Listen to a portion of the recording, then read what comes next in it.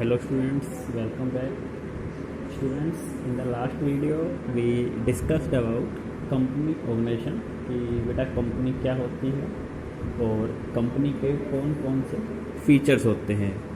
बेटा today we will discuss about merits and limitations of company organization. Company organization के क्या तो benefits हैं और क्या इसकी कमियां होती है, उसके बारे में ही आज हम डिस्कस करेंगे। तो सबसे पहले टॉपिक आता है हमारा मेरिट्स ऑफ कंपनी ऑर्गेनाइजेशन। एक कंपनी बिजनेस के लिए हम सोल प्रोप्राइटरशिप भी बना सकते हैं, पार्टनरशिप के अंदर मोड में भी कर सकते हैं। तो कंपनी मोड में बिजनेस करने के क्या एडवांटेज हैं, क्या बेनिफिट है। तो मेरिट्स में सबसे पहले आता है इसके अंदर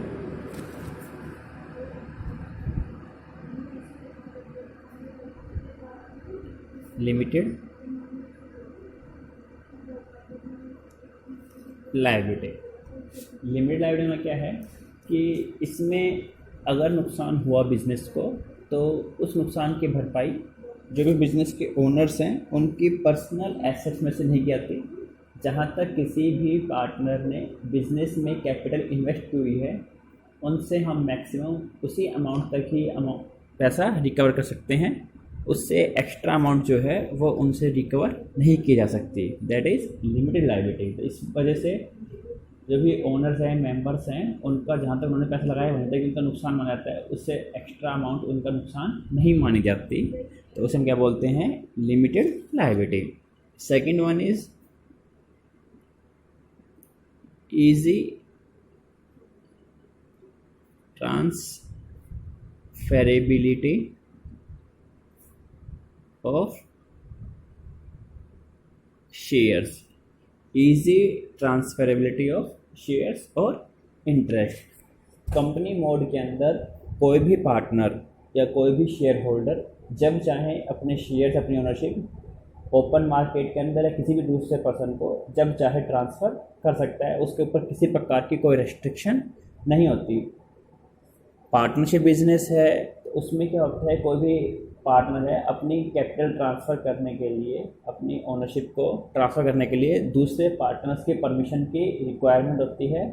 बट कंपनी ऑर्गेनाइजेशन के अंदर क्या है कि जो भी ओनर्स हैं, जो भी शेयर होल्डर्स हैं, वो फ्री है अपनी मर्ज़ी से जब चाहें अपनी ओनरशिप कभी भी ट्रांसफ़र कर सकते हैं, ओपन मार्केट में भी या किसी डायरेक्टली अदर पर्सन को। उसमें क्या बोलते हैं, ईजी ट्रांसफरेबिलिटी ऑफ शेयर्स या इंटरेस्ट। इसमें शेयर होल्डर्स को किसी भी दूसरे ओनर से पूछने की आवश्यकता नहीं होती। Third one is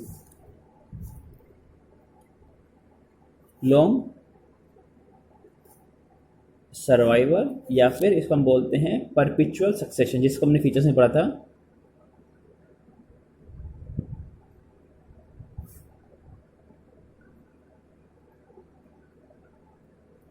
perpetual succession, long survival या फिर परपिचुअल सक्सेशन का मतलब क्या होता है बेटा कि कंपनी ऑर्गेनाइजेशन के अंदर काफ़ी सारे मेंबर्स होते हैं। कंपनी का जो निर्माण, कंपनी अपने आप में क्या होता है, सेपरेट लीगल आइडेंटिटी पर्सन होता है। कंपनी क्या है, it is a legal person which is created by law. Company is an artificial person which is created by law. तो कंपनी की नेचुरल डेथ नहीं होती। कंपनी के अंदर किसी भी पार्ट, हम कहते हैं शेयर होल्डर्स हैं, उनकी डेथ होने के बाद उनके जो शेयर्स हैं नेचुरली उनके जो भी हम कहते हैं नॉमिनी है उनको ट्रांसफर होते हैं। तो उस प्रकार से वो कंपनी को रेगुलेट करते रहते हैं। इसमें कहा जाता है कि मेंबर्स आते रहते हैं, मेंबर्स चलते रहते हैं, मगर कंपनी हमेशा परमानेंट चलती रहती है। तो कंपनी के अंदर क्या होता है कि परपिचुअल सक्सेशन में क्या होता है, कंपनी लगातार चलती रहती है। कंपनी अपने आप कभी बंद नहीं हो सकती। जब तक कानूनी तरीके से कंपनी को बंद ना किया जाए तब तक कंपनी परमानेंटली चलती रहती है। तो उसमें क्या बोलते हैं, परपिचुअल सक्सेशन। कहा जाता है किसी कंपनी जितने भी शेयर होल्डर्स है, अगर सभी के सभी की एक साथ डेथ हो जाए उसके बाद भी कंपनी बंद नहीं होगी, उसके बावजूद भी कंपनी चलती रहेगी। क्योंकि ऐसी सूरत में क्या होगा, उनके जो शेयर होते हैं वो ऑटोमेटिकली उनके नॉमिनीज़ को ट्रांसफर करते हैं और उस प्रकार उस कंपनी, उनके जो नॉमिनीज़ हैं वो कंपनी के नए शेयर होल्डर्स बन के, नए ओनर्स बन के उस बिज़नेस को रेगुलेट करते रहते हैं। क्या बोलते हैं उसको हम, लॉन्ग सर्वाइवल या perpetual succession. Next, more scope of growth and expansion, more scope of growth and expansion. जितने भी बिजनेस के दूसरे फॉर्म होते हैं, जैसे हम बात करते हैं सोल ट्रेड बिजनेस की या पार्टनरशिप की या जॉइंट एचओ बिजनेस की या कॉर्पोरेट सोसाइटी की, इन सभी के कंपैरिजन के अंदर कंपनी ऑर्गेनाइजेशन के अंदर कैपिटल का जो लेवल होते हैं, फाइनेंशियल रिसोर्स होते हैं, वो मैक्सिमम होते हैं। और ज़्यादा फाइनेंशियल रिसोर्सेज होने की वजह से बिजनेस लार्ज स्केल के ऊपर ऑपरेट कर सकता है। इसके अंदर हम ऑटोमेटिक या हैवी मशीनरी के थ्रू प्रोडक्शन कर सकते हैं, जिस वजह से बिजनेस के अंदर ग्रोथ के या एक्सपेंशन के चांसेस होते हैं वो कंपैरेटिवली बाकी फॉर्म से ज़्यादा होते हैं। कंपनी ऑप्शन को इजीली बैंक से लोन मिल जाता है, क्योंकि कंपनी के अंदर लॉन्ग साल होते हैं और पब्लिक ट्रस्ट फेथ ज़्यादा होता है। तो इस वजह से कैपिटल के रिसोर्स ज़्यादा होने की वजह से business advance technology, advance machinery का यूज़ कर सकता है और बिजनेस को ईजिली ग्रोथ प्रोवाइड कर सकता है। Next one is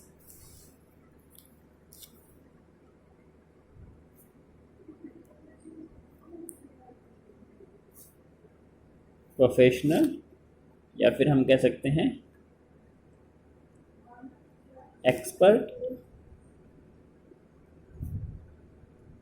management. अक्सर कंपनी ऑर्गेनाइजेशन के अंदर बिजनेस का स्केल काफ़ी बड़ा होता है, इस वजह से बिजनेस को अलग अलग डिपार्टमेंट्स में डिवाइड कर दिया जाता है।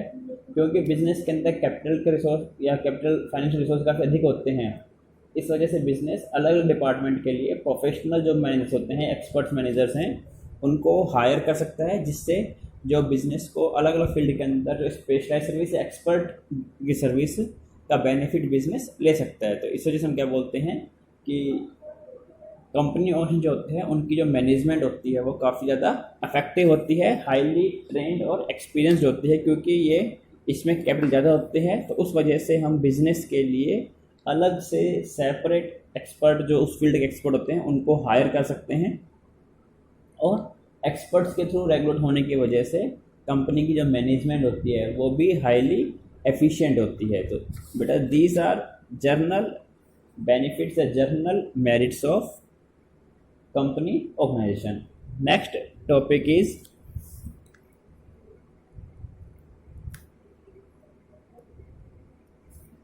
limitations of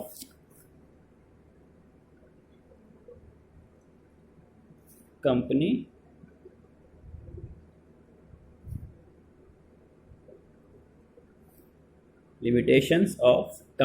organisation. किसी भी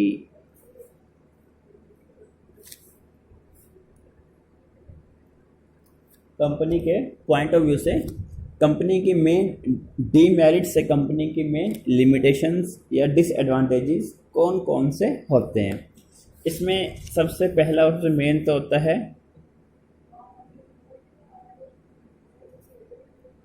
कॉम्प्लेक्सिटी इन या डिफ़िकल्टी इन फॉर्मेशन। बिजनेस के जो दूसरे फॉर्म है, जैसे हम कहते हैं सोल ट्रेड बिजनेस है, उसमें तो या फिर जॉइंट एचओएफ बिजनेस है उन, या इवन कॉर्पोरेट पार्टनरशिप बिजनेस है, उनमें तो रजिस्ट्रेशन की आवश्यकता ही नहीं होती। सोसाइटी का जो रजिस्ट्रेशन प्रोसेस होता है वो भी काफ़ी इजी होता है, बट कंपनी का रजिस्ट्रेशन इजी नहीं होता। इसके लिए कंपनी का रजिस्ट्रेशन होता है काफ़ी कॉम्प्लेक्स होता है। इसके अंदर कंपनी को बहुत सारे पेपर वर्क, बहुत सारी पेपर फॉर्मेलिटीज करना पड़ती है काफ़ी, जिसके अंदर कंपनी का काफ़ी टाइम खर्च होता है। प्लस कंपनी के रजिस्ट्रेशन के लिए काफ़ी एक्सपेंसिव होता है। इसके लिए जो भी हम कहते हैं रजिस्ट्रार के अंदर कंपनी कैपिटल के अकॉर्डिंग हमें कंपनी के अंदर अथॉराइज कैपिटल क्या है उसके अकॉर्डिंग फ़ीस भी जमा करवानी पड़ती है। तो इस वजह से देखा जाए तो बिज़नेस के जितने भी अदर फॉर्म्स हैं उनके कंपैरिजन में कंपनी की जो फॉर्मेशन होती है वो काफ़ी क्या होती है, कॉम्प्लेक्स होती है। Second one, lack of secrecy. Lack of secrecy में क्या होता है कि कंपनी एक्ट के अकॉर्डिंग कोई भी जो कंपनी है, इवन स्पेशली पब्लिक कंपनी, उन्हें अपने फाइनेंशियल रिकॉर्ड्स में क्या है, कंपनी का एक पर्टिकुलर पीरियड के अंदर 6 मंथ है या 1 ईयर है, उस पर्टिकुलर पीरियड में कितना प्रॉफिट हुआ है, कितना लॉस हुआ है, तो उन कंपनीज़ को अपनी फाइनेंशियल स्टेटमेंट्स जो है वो पब्लिक के सामने डिस्क्लोज करनी पड़ती है वाया पब्लिक न्यूज़पेपर है, मीडिया है, उनके थ्रू। तो उस वजह से कंपनी की टोटल अर्निंग क्या है, एक्सपेंडिचर क्या है, टोटल एसेट्स कितनी है, लाइबिलिटीज़ कितनी है, तो वो सीक्रेसी मेंटेन नहीं रह पाती, वो लोगों सभी लोग उससे फेमिलियर हो जाते हैं। तो इसमें क्या होता है, कंपनी ऑर्गेनाइजेशन के अंदर कहीं ना कहीं आप ये कह सकते हैं सीक्रेसी की अभाव होता है। पब्लिक कंपनी के अंदर जो होती है उनके अंदर मैक्सिमम मेंबर की कोई लिमिट होती है, हज़ारों लाखों मेंबर भी हो सकते हैं। तो अक्सर कई बार जो कंपनी के प्लान्स होते हैं उन्हें सभी मेंबर्स के साथ डिस्कस किया जाता है, शेयर होल्डर के जनरल मीटिंग में उनको डिस्कस किया जाता है, और उस प्रकार जो वो प्लान होते हैं वो मार्केट में लीक हो सकते हैं। तो लेवल ऑफ सीक्रेसी जो होता है इसके अंदर काफ़ी लो होता है। थर्ड वन,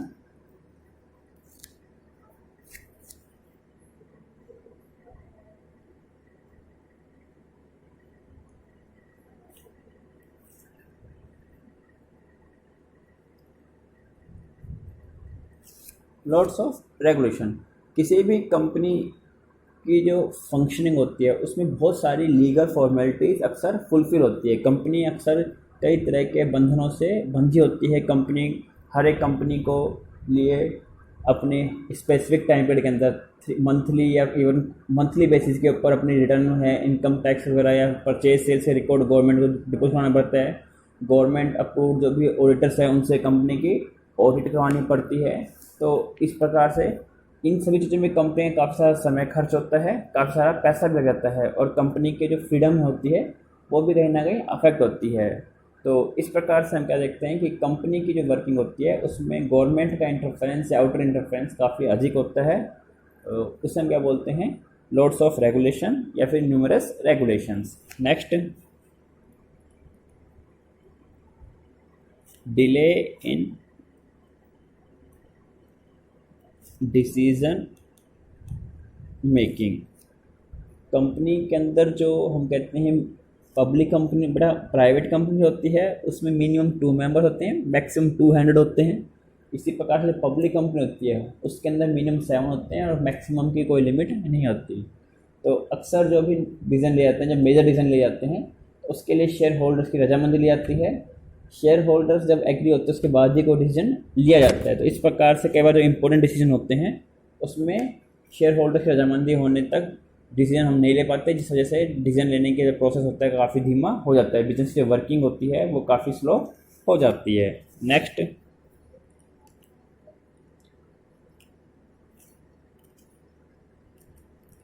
ओलिगैरिक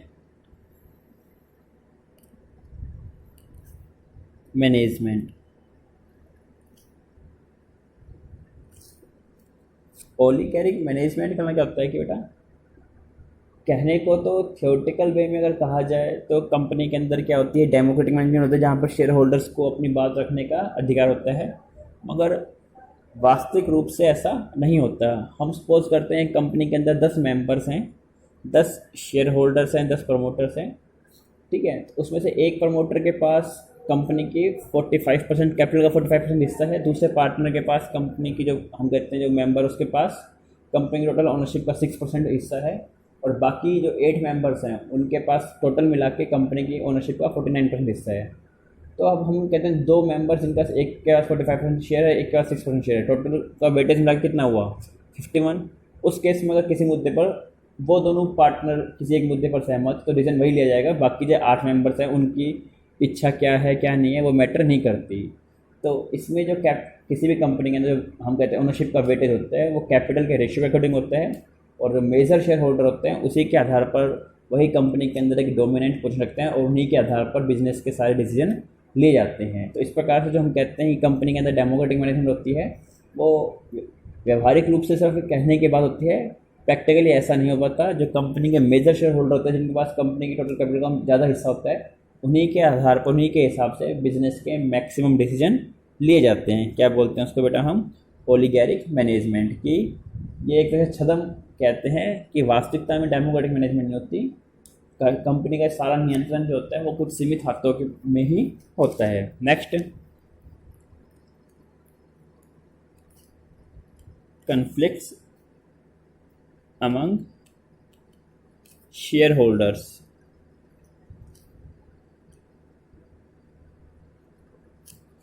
एक कंपनी के अंदर काफ़ी सारे शेयर होल्डर हो सकते हैं, काफ़ी सारे ओनर हो सकते हैं। कई बार अलग अलग मुद्दों के ऊपर अलग अलग शेयर होल्डर की अलग अलग राय हो सकती है। तो इस वजह से कई बार विचारों में समानता ना होने की वजह से जो शेयर होल्डर्स होते हैं उनके बीच में विवाद की या झगड़े की स्थिति बन जाती है। उसे हम क्या बोलते हैं, कन्फ्लिक्ट्स अमंग शेयर होल्डर। इस वजह से जो अलग अलग शेयर होल्डर होते हैं कई मुद्दों पर उनमें विवाद की, बहस की इशू बन जाता है। क्या बोलते हैं उसको हम, कन्फ्लिक्ट्स या फिर disputes among shareholders. Next one is